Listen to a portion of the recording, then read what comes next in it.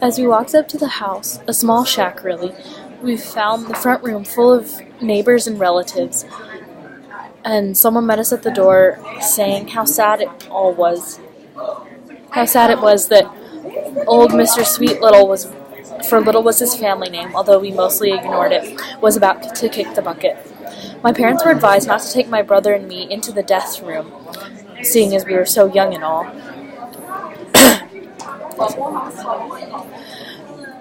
We were more accustomed to the death room than he, and so ignored him and dashed into the room without giving his warning a second thought.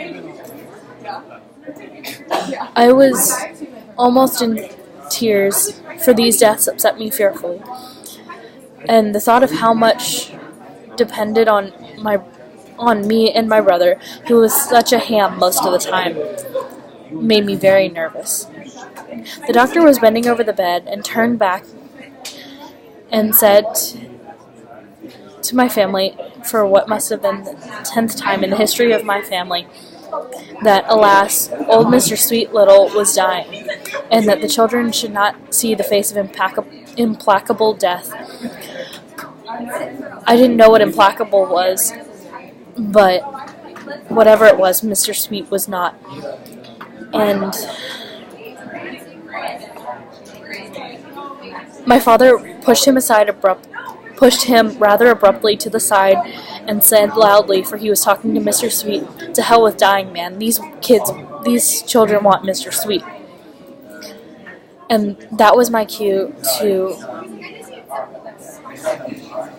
rush onto the bed and kiss Mr. Sweet all around the whiskers and under the eyes and around the collar of his nightshirt, where he smelled so strongly of so many things, mostly liniment. I was very good at bringing him around, for as soon as I saw he was struggling to open his eyes, I knew that everything was going to be all right, and so could finish my revival sure of success.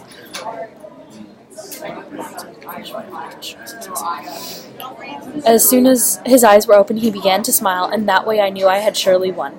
Once, though, I had a terrible scare, for he could not open his eyes, and later I learned that he had had a stroke, and that one side of his face was stiff and hard to get into motion.